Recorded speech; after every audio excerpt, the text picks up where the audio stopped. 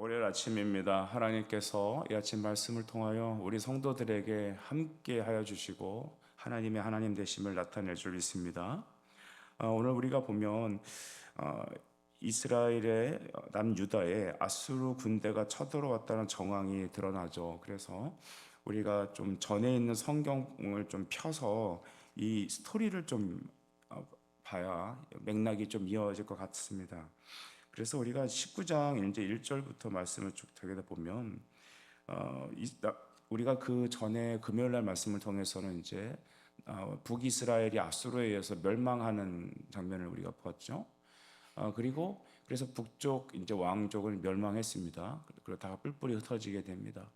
그리고 나서 남유다까지도 그들은 침공해 옵니다. 그 아수르 제국은 당시 피해 제국이고 잔인 무도하기로 아주 유명했던 나라입니다. 그래서 남 히스기야 왕은 하는 수 없이 성전 안에 있는 모든 금 그릇을 토하면서 심지어는 벽에 있는 금까지 벗겨내가면서 그래서 하나 이제 그를 달래줬죠. 그렇지만 아수르 왕이 제시한 그 금과 은의 중량을 맞출 수가 없었습니다. 무려 금만 해도 1톤 이상을 바쳐야 됐는데 그런 금이 어디 나오겠어요. 그러다 보니까 그것을 빌미로 남쪽으로 이제 군대가 쳐들어오게 되죠. 그러니까 배상금을 물린 거는 이제 어떻게 보면 원인에 불구하고 그 내면에는 남유다를 침공하고자 하는 아수르 왕의 이제 계획이 있었던 것을 우리는 미루어 짐작할 수 있습니다.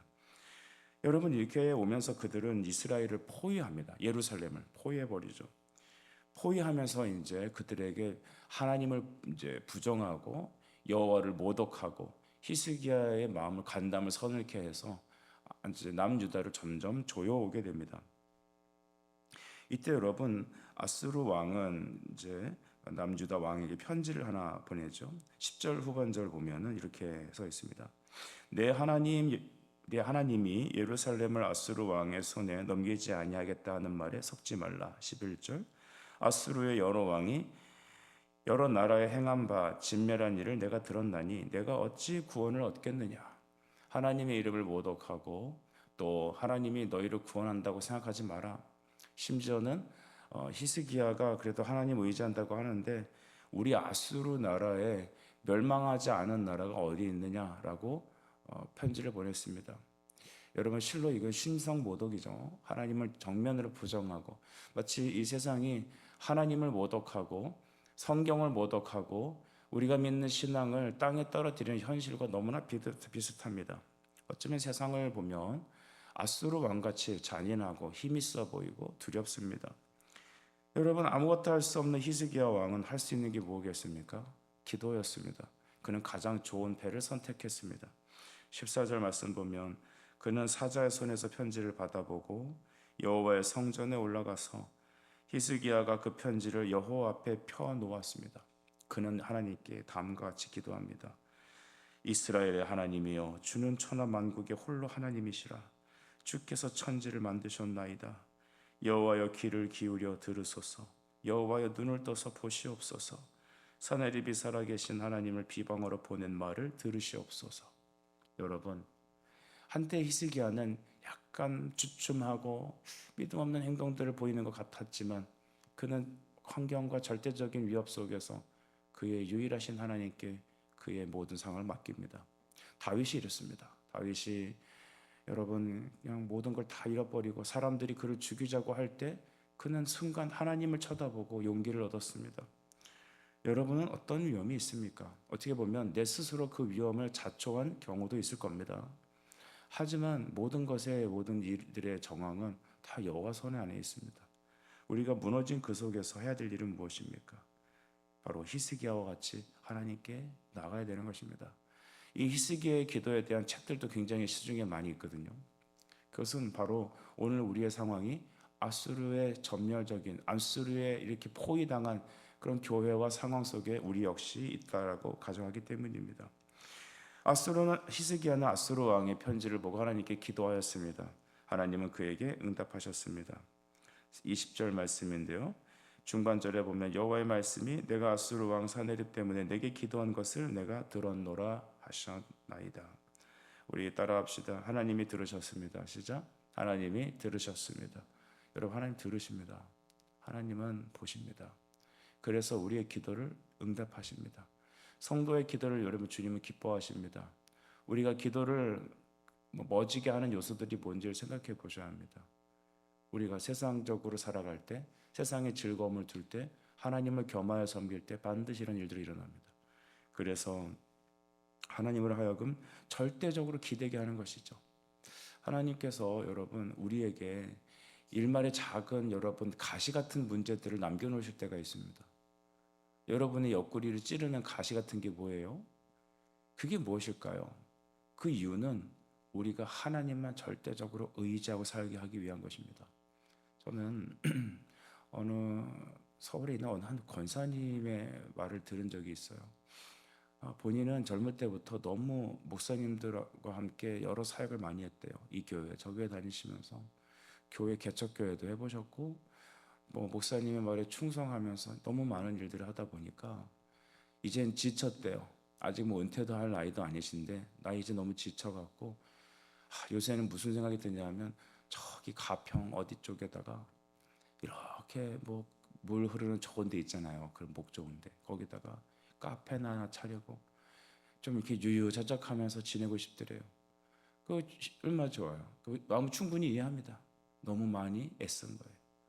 개척하느라 애타고 물질 들이고 시간 들이고 힘들고. 근데 지금 너무 힘들어요. 그러니까 그렇게 한가하게 이제 지내면서 이렇게 주일날은 이제 올라와서 예배드리면 되잖아요. 근데 여러분 권사님이 권사 주신 이유가 뭐예요? 하나님이 그렇게 카페 차리라고 권사 준 겁니까? 아니잖아요. 죽도록 주를 위해서 살라는 거 아니겠어요? 기도의 현장에서, 말씀의 현장에서, 은퇴해도 마찬가지예요. 야, 이제 은퇴했으니까 젊은 집사들이 하면 된다. 왜 그런 소리를 해요, 여러분? 하나님이 그러자고 우리를 구원하신 게 아니잖아요. 그래서 제가 그 권사님한테 뭐라고 한마디 했죠. 여호와의 열심으로 한마디 했습니다. 권사님, 우리 그렇게 해서 주님이 십자가 죽지 않았습니까? 그래서 쭉 이렇게 말씀을 얘기하다 보니 또 이 권사님 눈에 눈물이 맺히고, 글쎄 모르겠어요. 지금 카페 차리셨는지 교회에서 또 열심히 하시는지 모르겠는데, 여러분 우리 사람은 왜 그런 마음이 들까요? 야, 그동안 많이 달렸다. 너무 많이 애쓴 거예요. 그러니까 이제는 좀 쉬어야 된다. 좀 남들처럼 좀 유유자적하게. 나 너무 못 누리지 않았냐? 여행도 못 다니고 뭐도 못했고 맛있는 것도 못 먹으러 다녔고 이제 좀 한가하게 지내고 싶다. 여러분 그 한가하게 지내고 싶다라고 많은 마음이 생길 때가 귀신이 군병같이 몰려올 때입니다. 사탄이 몰려올 때입니다. 우리는 정신을 차려야 합니다. 지상의 교회는 전투하는 교회요. 우리가 땅을 살면서는 평생 영적 전투가 있다는 사실을 꼭 기억하셔야 되죠. 주를 위해 사는 것이 우리의 기쁨이고, 또한 하나님을 평생 끝까지 붙잡고 안달하며 하나님만 붙잡고 걸어가야 되는 것이 바로 우리의 인생입니다. 어쩌면 우리 옆에 있는 옆구리에 가시는 그런 이유 때문이 아닌가 생각을 합니다. 여러분 우리 아세르 왕 사네립의 이 때문에 기도하는 것을 히스기야의 기도를 하나님은 들으셨어요. 하나님이 들으셨다고 이사야 선지를 통해서 말합니다. 22절을 같이 읽어보겠습니다. 시작. 내가 누구를 꾸짖었으며 비방하였느냐? 누구를 향하여 소리를 높였으며 눈을 높이 떴느냐? 이스라엘 거룩한 자에게 그리하였도다. 아멘. 근데 랍사게와 이 사네립 이런 사람들이 이스라엘에게 너희 하나님이 널 구원해 줄 것 같으냐라고 하는 그 교만한 말을 하나님 다음같이 평가하십니다. 너 누군데 함부로 꾸짖어? 즉 그들은 이스라엘의 왕 히스기야에게 말을 했지만 곧 그것 이스라엘에게 한 행동을 당신 하나님의 존엄에 도전했다고 생각하시는 겁니다. 여러분 이것을 우리는 사도행전에서도 발견하죠. 하나님은 사울에게 나타나셨어요. 예수님께서 부활하신 주님이 사울에게 즉 바울에게 나타나셔서 사울아 사울아 네가 어찌 나를 박해하느냐라고 하셨어요. 교회를 향하여 대적하는 성도를 향하여 감히 그들의 우리 자신을 신앙을 모독하고 하나님의 이름을 건드리는 사람들의 행위는 즉 하나님을 향한 도전장을 내미는 교만한 자들입니다. 그러니까 네가 뭔데 감히 꾸짖고 비방하며 눈을 높이 떴느냐, 눈을 치켰떠 그러는 거죠. 우리 왜 그 눈을 치켰뜨며 덤비는 사람들한테 너 어디 눈을 똑바로 치켰떠, 눈 안 내려 그러잖아요.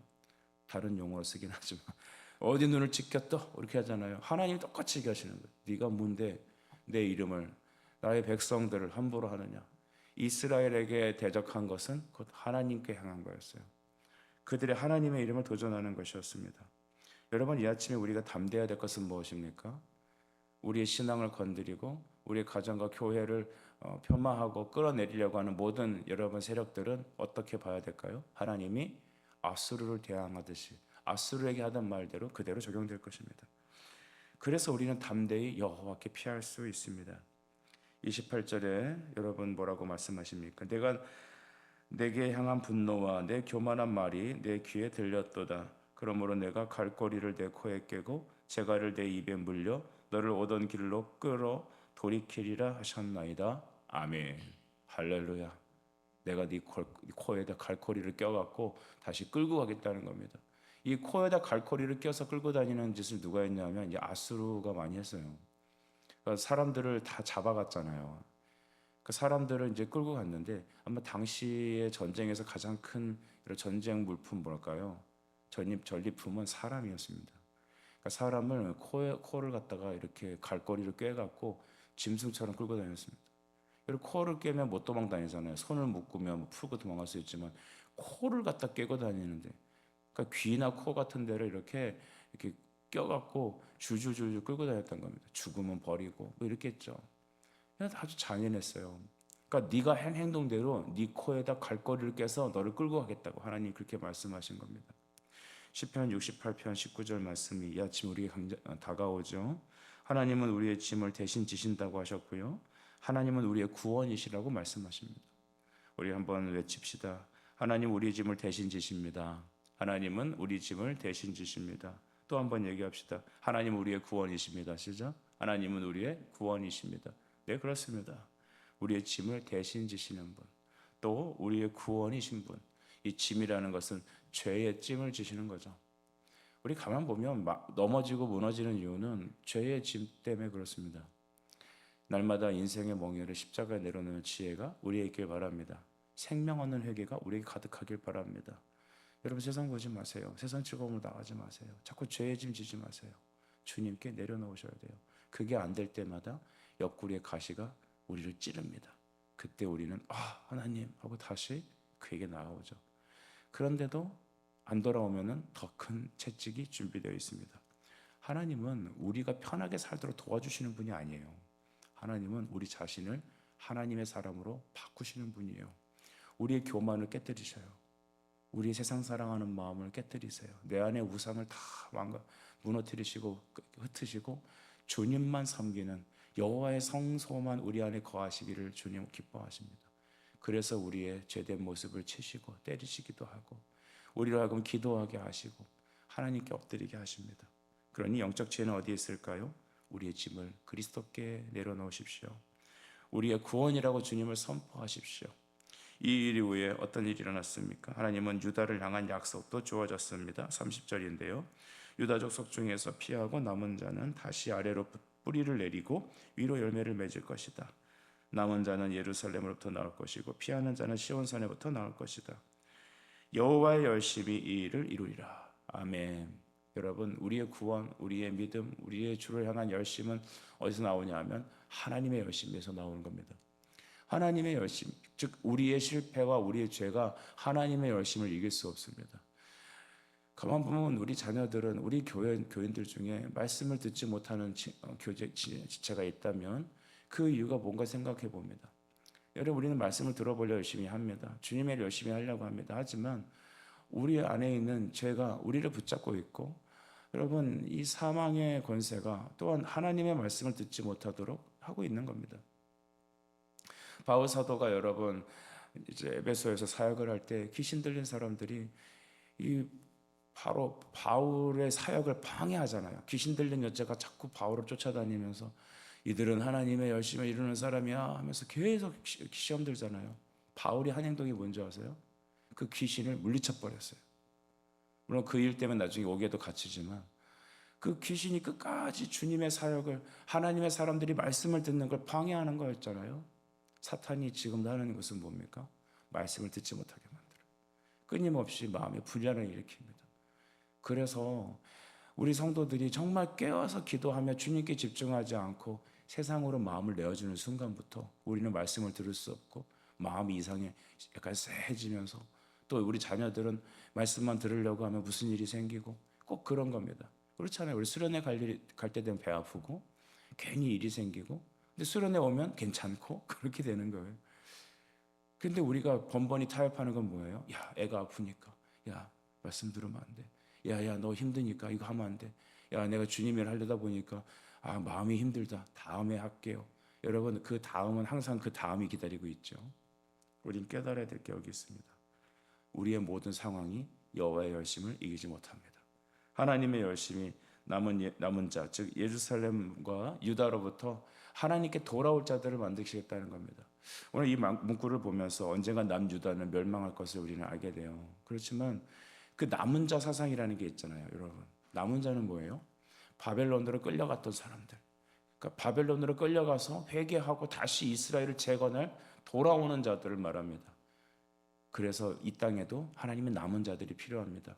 한국교회는 지금 하나님께서 다시 재정립을 하는 순간인 것 같아요. 우리는 그동안에 너무 거품이 일어나듯 그런 고속 성장을 했습니다.